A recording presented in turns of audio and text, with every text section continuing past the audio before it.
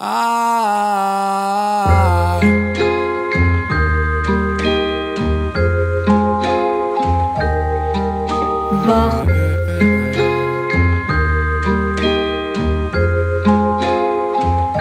שלום במחוזותיך, יהי שלום במחוזותיך, שיפתחון כל דרכיך, שיפתחון כל דרכיך, עוד תקבל מנת חלקך, עוד תקבל מנת חלקך, תגיע למחוז חפצך, תגיע למחוז חפצך, ויבורכו כל אוהביך, ויבורכו כל אוהביך, שלווה מרחפת מעליך, שלווה בארמונותיך, ויתגשמו חלומותיך, וינוסו כל פחדיך, כי כל הטוב עוד לפניך, כן כל הטוב עוד לפניך.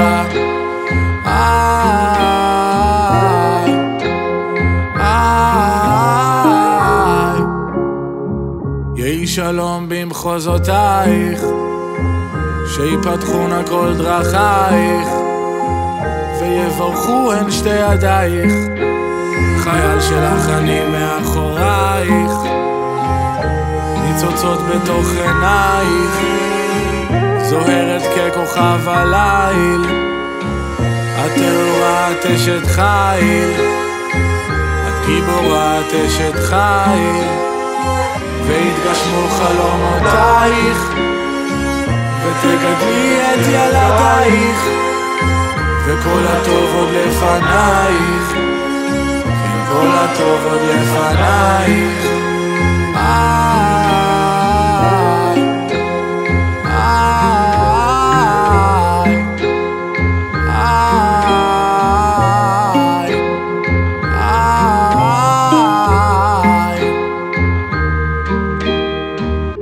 תפילה בשבילי היא דבר רחב, והפרשנות שלי לתפילה היא מאוד מאוד רחבה.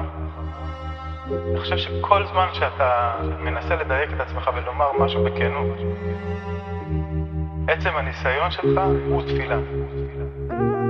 לא, זה לא משנה אם בסוף תצליח להגיד משהו בכנות, אבל כל זמן שאתה מנסה להיות כן בתפילה שלך, לדייק את הכוונות שלך, אתה נמצא בתפילה, ואז באמת פורץ ממך הכל האמיתי שלך. זרימה ותודה של שפע,